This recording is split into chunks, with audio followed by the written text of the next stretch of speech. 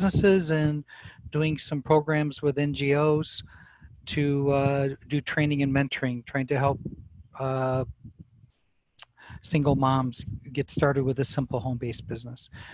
So enough about me.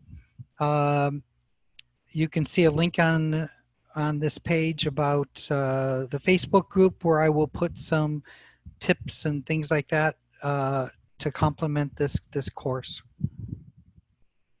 So here's what we're going to learn today. The first thing will be I develop an idea, try to figure out not only what is a good idea to make money, but what's the best for you. The next step we're going to talk about is setting up the operations. We'll just kind of briefly go into this. What are the things you need to do to make sure you know what to do to get going, how you can create a simple plan. And we'll talk about sales and marketing. So the other steps involved would be building a business, an improvement process, but this is only an hour, so we don't have time for all that. So I'm kind of curious, why are people attending this workshop? If you can just type in like A, B, C, D. A will be, you know, you've got a business up and going and you just want to try to improve things. B would be, you're really serious about wanting to get a business going, or you're just barely getting started. Or C, you know, you've been dreaming about this forever. Or some of you, maybe you're just, for D, you're just hanging out, and I've heard my voice can put people to sleep, so maybe I can help as a sleeping pill. Yeah, so we have some people who answered A, C, B, B, C, A, B, A, D, and C. Sorry, C, B, B, C, B, C, D, C, E. Why is there an E? There's no E, I think. B, C, A, and A. Yeah, I guess that's an excellent answer. Is that the... So yeah, that's good. So now for people who currently have a business,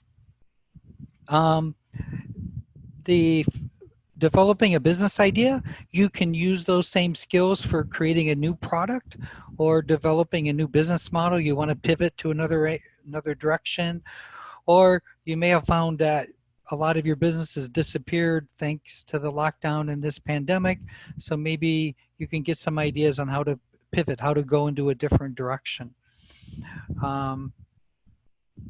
For the people who are just dreaming, I hope you, and hanging out, listening to me to fall asleep, I hope you enjoy it. I don't know how much I can help you. Okay, so let's go to the next step here. So the first part is finding a good idea.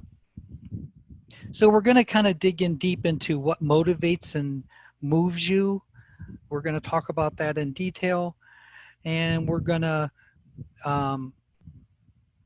help you figure out what you really want from the business and what it can do for you. We'll briefly touch some market and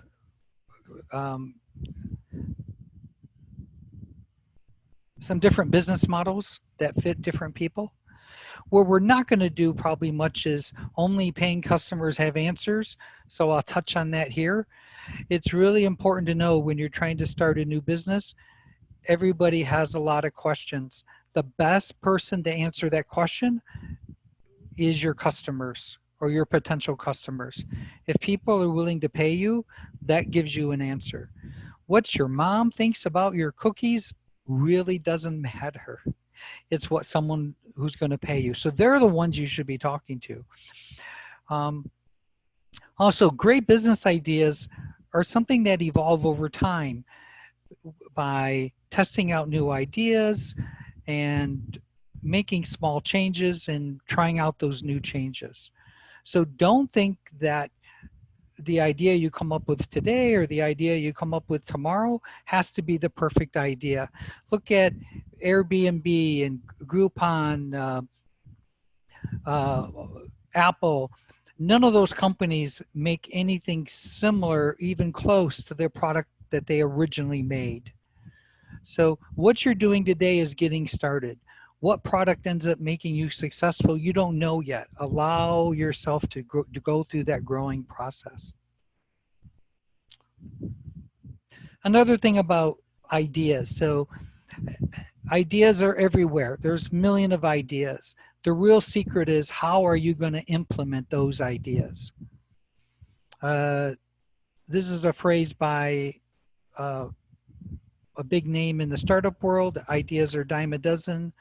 And you know, if you don't believe that, take an idea and try to sell it. No one's going to pay you money for your idea. Don't be afraid to share your idea. Don't be afraid to talk about it. This idea that you have a secret idea um, just doesn't hold up. Okay, let's see if we can go to this. Okay, so let's kind of dig into what are your real goals and your motivations. So I kind of stole this slide from my Developing Ideas workshop. And in that workshop, we really dig into your purpose and your ikigai. We don't have time to do all that because that alone takes about an hour. But it's still important to take a look at what is it that really drives you with a business. If you if you're only running your business because you need to make some money to pay your rent tomorrow, once you've got your rent covered, you don't wake up in the morning all excited to keep doing more with your business. If you want a long-term sustainable business, you need to find something about the business that drives you and makes you excited. If you don't get excited about your business, then while you're making some money, you probably need to find a business that does get you excited, that does move you. No, all businesses have bad parts. No business is going to be perfect, but you want to wake up in the morning wanting to do your business at least most of the time. So happiness creates success, right? The more success you have, that leads to more success. If you've got a clear idea of what you want to accomplish and why you want to do it, it makes it much easier to make decisions.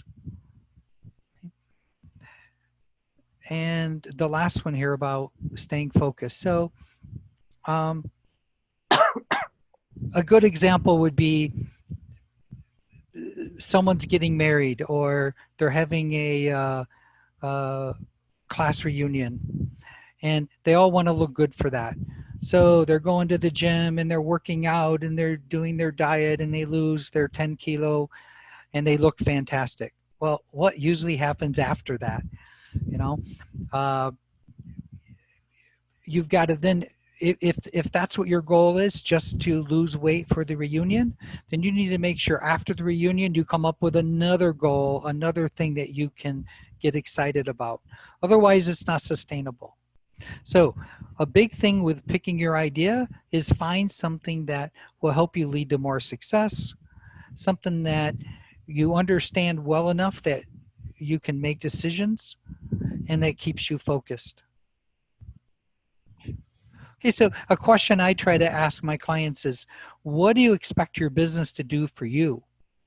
So my own personal story is that, you know, I come from a business background, but what I really enjoyed doing all the time was helping people, whether it was a customer, solving some problem with their business, developing my employees, or I met all kind. I was in business to business, and I was always working with other business owners and talking about their problems.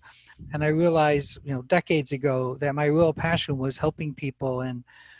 And so what do I want to get? What do I expect from my business is to help people achieve some success and feel rewarded from that.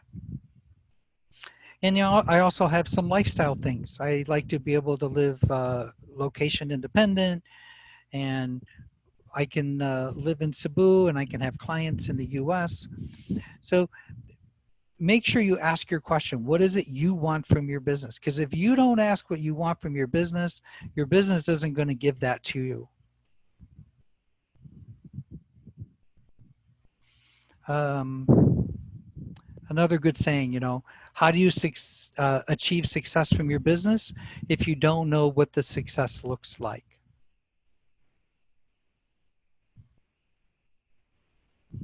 Okay, so let's dig into some different options we have. Um, these are the kind of businesses you can do from home. Basically, you've got a choice of services or products.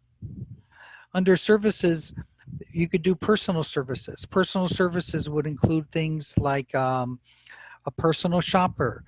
Maybe you're stuck in your neighborhood. You're not able to go to your office anymore, or your shop, but you might still be able to cut hair or do nails for all your neighbors, right?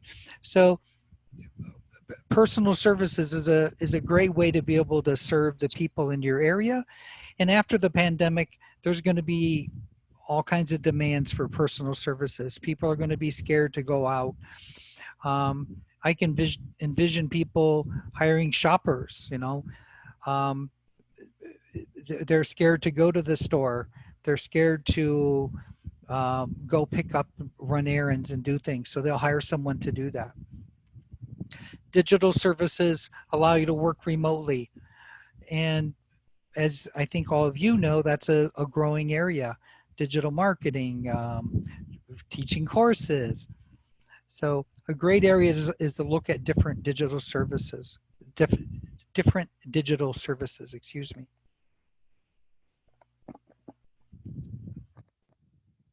Another option is freelance work or agency work. Now, the difference here is most of you are familiar with freelance work.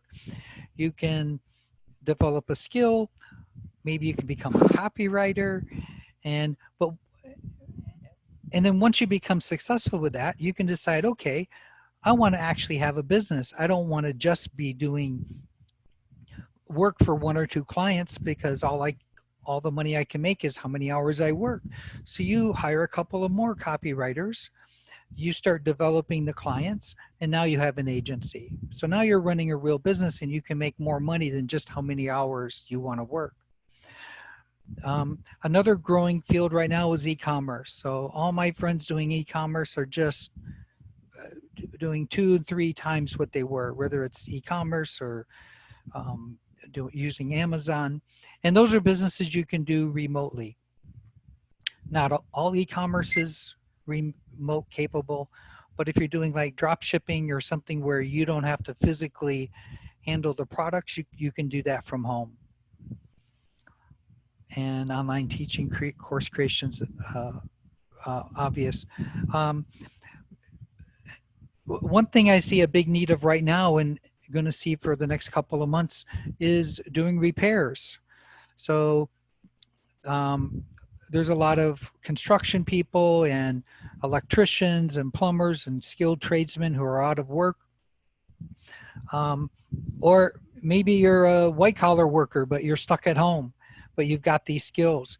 Well, people's air conditioners are still breaking down and refrigerators need repair, and all this kind of stuff is happening. And there's a big problem because those people aren't able to get to their customers and take care of them. Handyman is a big one. And in the physical products, be creative, think outside the box. What are the crafts that you like to do? What are things that you could make and then sell? One of the biggest things in demand, if you've been to the grocery store, is food products and snacks. So if you've got some kind of a kitchen, or you can borrow a friend's or neighbor's kitchen, you can start baking cookies or making your own snacks, grilling bananas, making banana chips. A bunch of my friends are starting to do farming. Now, maybe this is just for their own use. That's fine. That's saving you money. Kevin Jennings. I'm sorry? And another area with a lot of potential is selling products to your neighborhood. So you've got like sorry stores, but a lot of other products people can't get anymore. So my neighbor across the street, she opened up a fruit stand, and she's got some way of getting to Cologne every day, and she takes orders from all the people in my condo complex, and she's selling fruits and veggies, and she's doing very well.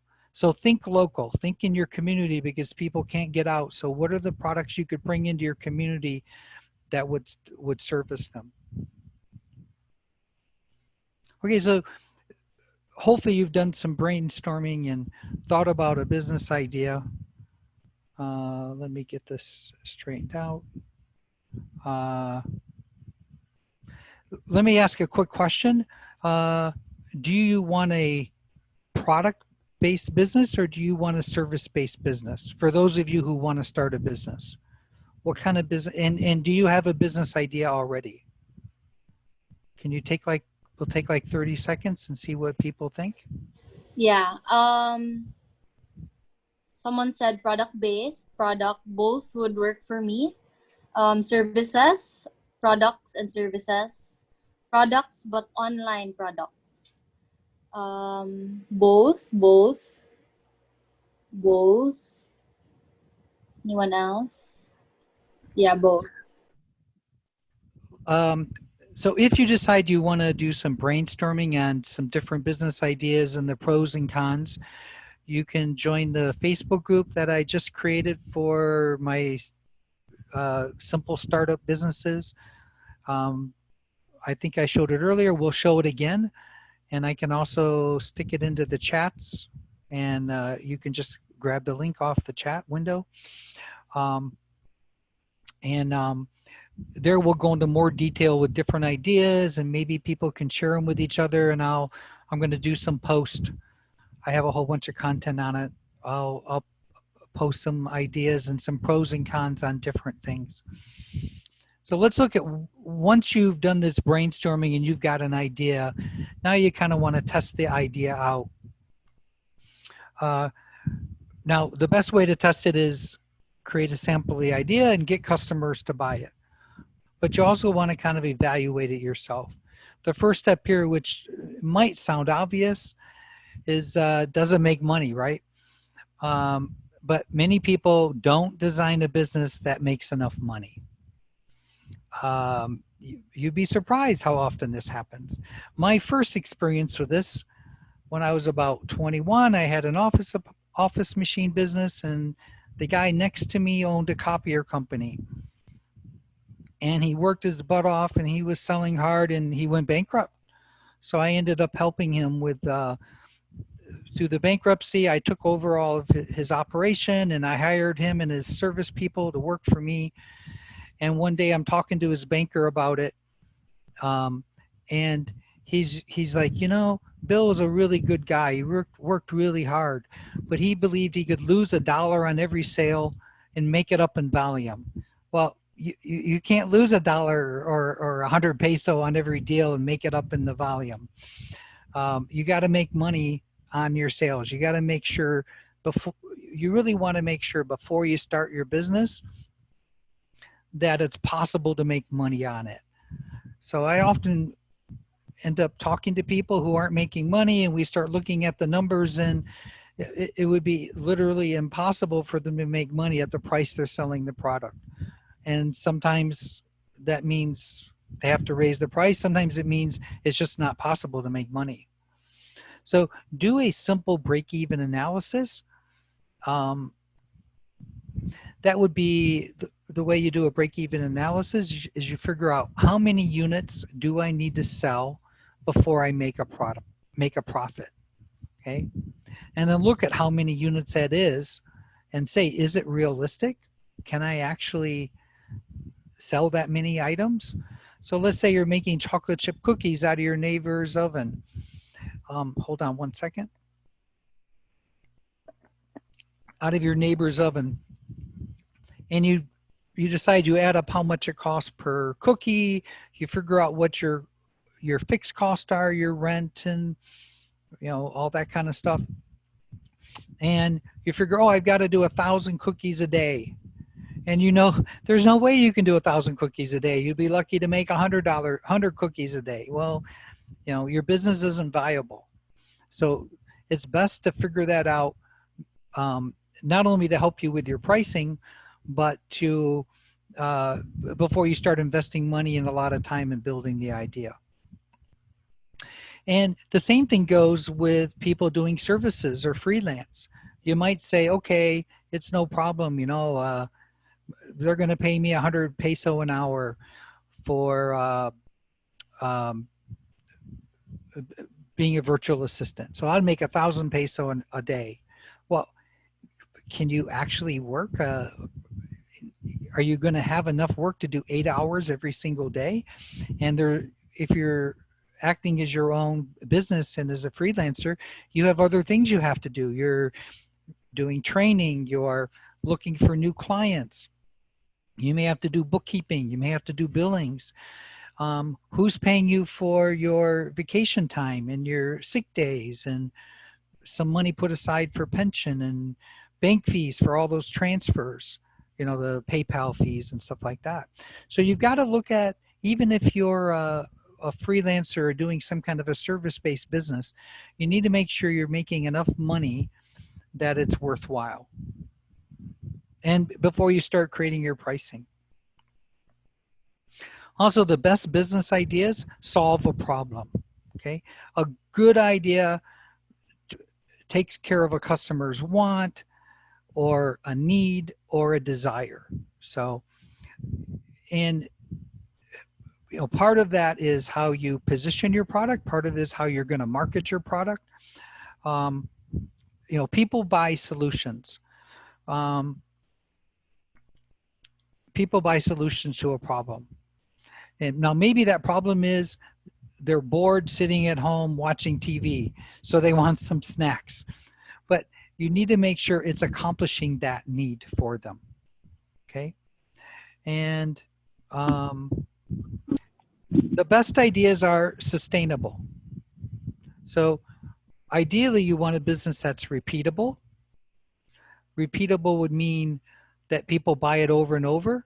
Snacks are great, right? If you sell snacks and everybody likes them, today they eat them, tomorrow they're going to buy more. And it's easy to recommend and refer to other people. So they're going to tell their friends, and their friends are going to tell their friends, and that's a repeatable business. If you're selling something that's a one-shot deal, then that means every single day you got to go out and find a new customer. So the best businesses are the ones that are the most repeatable. There's a few exceptions, but I always encourage people to try to do a repeatable business. Also, it's best to have something that's a little bit difficult to copy. So somehow or another, you want to be different. You want to design your concept and your idea to be different. So if there's 4 sorry stores on your street, maybe you don't want to do a sorry store. Or if you are, maybe you want to offer products that they don't offer, or they're not going to just go and copy it from you. Okay. Bootstrappable. So bootstrappable means, is this a business that I can grow to the level I want with the amount of money I have and with the earnings I have? So if you're starting a home-based business and you've got, a little bit of cash in your hands, you probably don't want to set up a company that's selling to large companies that require you give them 30 days terms, for example. So look into this ahead of time. Make sure that there's a way that your business idea can finance your working capital and the growth of your company. And is it a business that you can start small and grow big? So now, if you only want to be small, that's fine. But if you want to grow the company, is it something you can start out on a small scale? Something that you have the capacity to handle right now, and then grow it to be larger. Okay. One thing I forgot to mention about on making you money is you got to make sure that you make enough profit that you can reinvest some of it into your business so that you're able to grow. You also want what we used to call a rainy day fund. I'm officially renaming it the pandemic lockdown fund. So if you want to be able to survive the next pandemic or the next typhoon or whatever other disaster hits us, you've got to make sure you save some money. And a lot of people, when they have a home-based business, they feel like they should only make just enough profit. They feel guilty if they make too much money. If you're not making a good profit, you're not going to survive the kind of disasters we're having now. Okay, so let's move on to what's involved with setting up your business. So you want to make a simple plan. This is really simple. We're going to identify the problems that you're going to solve. We're going to clarify exactly what your solution is to that problem. Okay, you're going to make a unique offering. So a unique offering would mean, what are you going to call this product? So let's do a little case study here. Let's say the problem you want to solve is all your neighbors are complaining that they can't get great cookies anymore. They used to always get them, they used to always go to the coffee shop and have these pastries and cookies and stuff like that. And now they can't get that same quality. They're stuck with Chips Ahoy or whatever you can buy at the 7-Eleven. And the solution is you're going to make homemade cookies. You got your grandma's recipe, and so how are you going to offer that? Well, you want to package that as this home baked cookies that you can walk down the street and the smell of aroma of the cookies are gonna, all your neighbors are going to come running out the door to get your cookies. So how are you going to offer that so that it's unique? A target market is a really important thing. So there's no wrong answer for who your market is, except for one.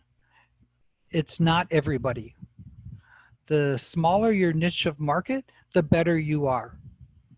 So a good niche market would be middle income mothers in Bonilad, okay?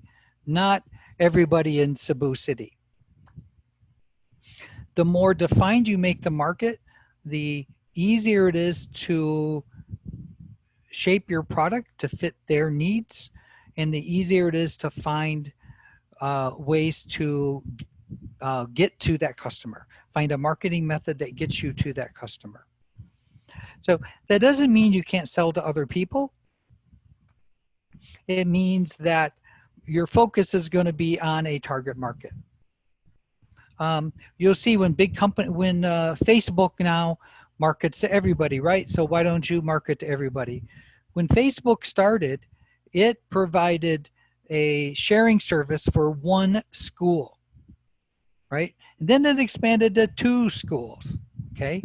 So if Facebook can start with a targeted market, I think that would be the way for you also. So you also want to identify what we call early adapters. So because you're creating a brand new product, and the customers out in the real world can be difficult, rejecting. So you want to find some people who are open to what you might be doing. So let's go back to our making cookies scenario. So maybe the early adapters are your friends in the neighborhood that you trust and you feel comfortable with. You won't feel bad if you go and share your cookies with them. Maybe it's some people in your office. And so identify who they are, make a batch of cookies, go and give them a sample of your cookie, and then ask them, hey, if you like these, I can make more. They're 50 peso a piece. Do you think you'd be interested in getting cookies from me on a regular basis? You need to determine what your cost of sales are. So if you're going to make cookies, what's it cost for the electric? What's it cost for you to get a kitchen if you don't have your own kitchen? How much does all the materials for the cookie, the flour and the chocolate chips and the oatmeal or whatever you're going to put in the cookie? So that's the cost of sale, the cost of actually producing the product.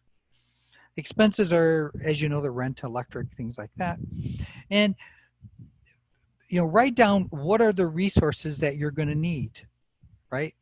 What kind of equipment, what kind of a location are you going to need? What expertise do you need?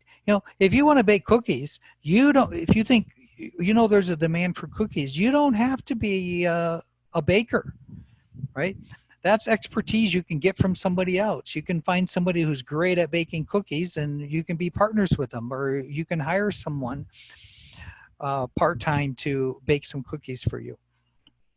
But you do need to determine what expertise you don't have. There's people running accounting firms that don't know accounting, right? But they know how to hire good accountants. And determine a big problem in Philippines is finding supplies, dependable, consistent supplies, and good suppliers. So that's a challenge, and you need to be able to overcome that. And what resources are you going to need? So before you start selling these cookies, how are you going to get them to the people? Do you need to hire your own delivery people? Can you work out something with Grab? So you need to find out how you're going to take care of those needs, and can you get that taken care of, and how much does it cost? And do some deep thinking about what other obstacles you're going to have to overcome. So I talked before about business ideas are a dime a dozen. Well, the reason they're a dime a dozen is the people who make money, the people who are successful, are the people who figure out how to overcome the obstacles. Okay, let's move on to the next step. So this is a lean canvas. I can post this information. This is one way, one method you can use to draw up a business plan. I'll address this more in my Facebook group. Okay, so you decided you want to be the owner of a business. There's 4 typical roles that business owners have. You could have all 4 of these, but typically people are good at one. The first one is producer, is the person who actually makes a product. They are the copywriter. They are the chocolate chip cookie maker. They're the repair guy. Every business needs someone who knows how to make the product and how to make it work. You can hire those people, but you've got to have a key employee to do that then. There's the promoter, the person who can get out there and sell it. I encourage, hold on just a second here.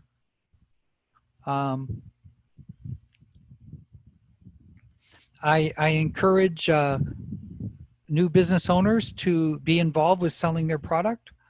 Nobody can sell a product like the owner can. The owners have more passion and understanding about their product, and that's a great way for you to learn. Learn about what your customers like and don't like. Now, a manager role is not one that's needed. The first 2, you have to have someone who's producing the product, and you have to have someone who can get out there and sell the product. If you're a really small company, you don't need that manager concept. Now, if you have that manager mentality and you're really good at putting people together and running them as a team, then you could hire yourself a salesperson and you could hire yourself a producer. The third type of business role is I call the facilitator. It could be confused as being a manager, but the facilitator really isn't managing the people. They're just connecting people together. In Cebu, a lot of BPOs run in the facilitator thing, facilitator method. Someone opens an agency, but they don't actually do the work. They just hire, they just lease employees to a potential client in another country. So facilitators act as brokers. Another good example would be import-export. A facilitator sources a product and finds a distributor in another location outside of the country or vice versa, and he puts those two people together. But he's actually not selling to the end customer, and he's not actually producing the product. He's just putting those people together. And some people are really good at networking and meeting people, and some people are really good at this. So those are the 4 different types of roles that where you as an owner, if you want to start your own business, you could fall into one of those roles, take on one of those roles. If you're going to do your own home-based business, where you're going to have a product or a service, you need to have the first 2, producer and promoter. Okay, so now we're going to move on to marketing. Here's 4 keys to lots of sales. So we talked a little bit about targeting the market. You want to have a specific customer in mind that you can reach. If you come up with a customer idea, but you don't know how to find them, you don't know how to market to them, it may not be a good market for you. If you find a target market that you like, but you can't get them to talk to you, you can't get them to interact on Facebook, you can't find a way to meet people and get them to talk to you about their business. If you can't do that, how are you going to sell to them? So, and the other thing is, know your market. The more you know about the market you want to sell to, the better you're going to be at adapting your product to their needs and their wants. For those of you who aren't salespeople, customers love to buy. Customers hate being sold to. I don't know about you, but I want to go and buy something. As soon as someone starts trying to sell something to me, I'm not interested anymore. And remember, you're trying to create a long-term relationship, right? Where I'm encouraging you to build a business on repeat sales. So it's not about talking someone into buying your product. It's about finding someone who really wants this and has this need. Because if they have the need for your product, it's an easy sale. And then they're going to buy it over and over and over if you're delivering it and making them happy. Another thing that's a sore spot with me in our social media era is networking. Networking has been so today we call it social media marketing. But it's not that different from the old days and still exists today of going to a meeting and meeting people and shaking hands. The secrets that worked with networking also work with social media. And that is, you want to give something to the person before you expect to receive something. If you're in a Facebook group, you want to give information, you want to give help before you start asking for something back. And you want to give a lot more than what you receive. And what you give, it needs to be of value. Not of value to you, but value to the people you're giving it to. And your goal, if you're marketing yourself or advertising yourself in social media, or if we ever get back to having face-to-face networking, is what you should be doing is building relationships. It's not about selling people things. So much of what I see in social media today is people just blatantly trying to sell something. You want to create a relationship with someone, and then as you build that relationship, they're going to be, oh, and what do you do? And oh, I saw your profile that you do this. Can you help me out? That's the way to build long-term business, not throwing up spam, which just hurts your reputation in the long run. And I touched on this before. It's ideally owners, at least at the beginning, should be selling. Owners make the best salespeople, because hopefully they're passionate about what they make, and they're passionate about what they sell. And if you're out there connecting with the customers, you're going to find out what they like, what they don't like, the problem with the delivery, the problem with this or that, and you can adapt to your customers' needs. You can also adapt to your competition, because your existing customers are going to tell you what your competition is doing and whether they see that as an advantage or not an advantage. Okay, so as we kind of wrap this up,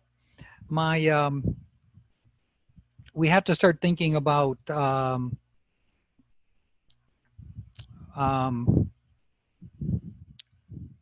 what you're going to do next. And the biggest problem with people starting a business is they're going to do it tomorrow. And tomorrow just doesn't exist. It's this mystical thing that never happens. So make a commitment to yourself if you really want to do a business. If you don't want to do it, then look, it's a lot of work. You shouldn't be doing it. But if you really want to do it, make a commitment to do it. Not tomorrow. Do it today. And on that note, I'll give a couple tips on procrastination. You know, the 4 things that keep us from doing it today instead of tomorrow is, one is the distractions, all that crazy stuff going on, especially with this COVID-19. It's really hard to stay focused. Also, a lot of us have this fear. I know this is my big one, is avoidance. And it'll be easier tomorrow. I'll have more energy tomorrow. You always find something else that should be done or that you could be doing instead of what really is going to help you get your business started and growing.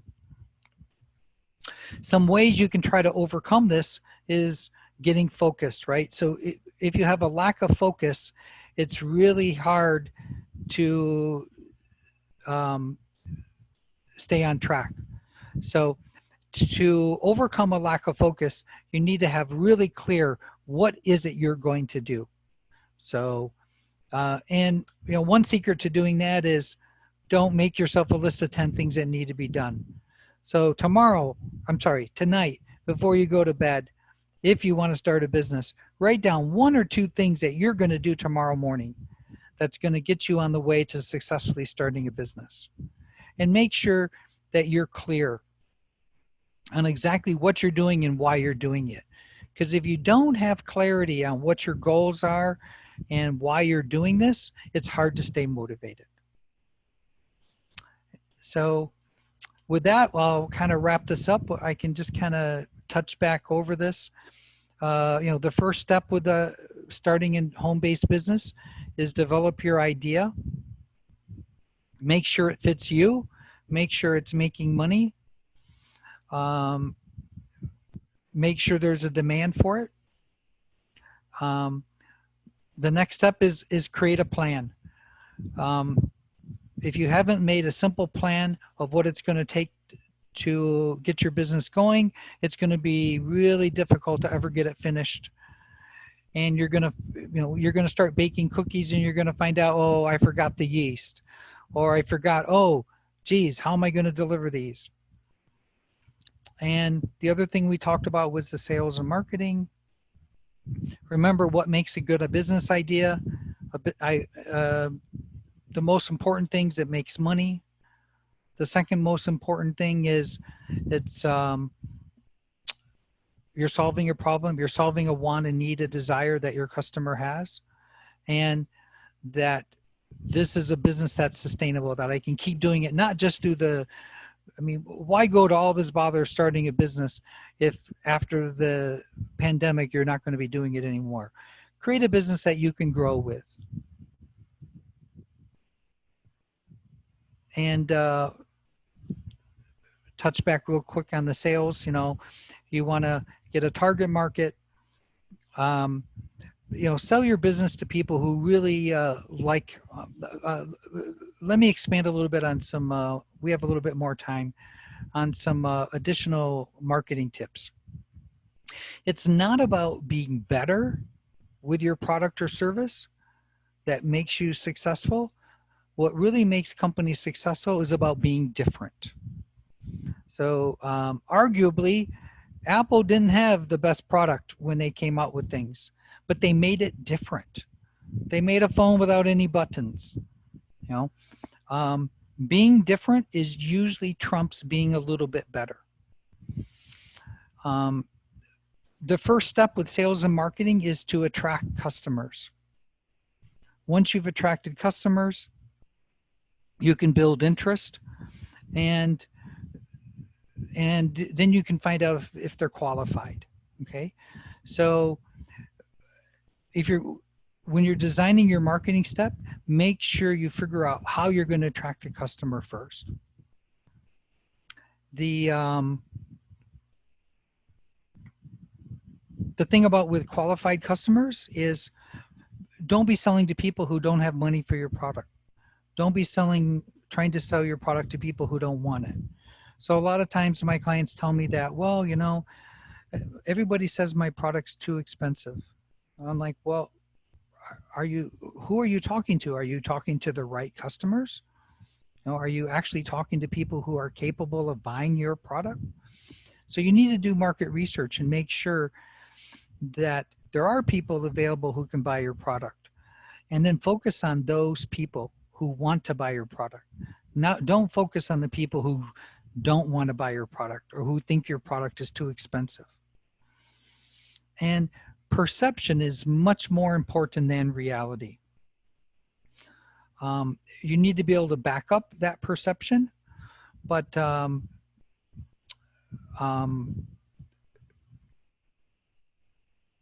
when you're setting up your marketing and you're doing your sales, you need to sell a perception.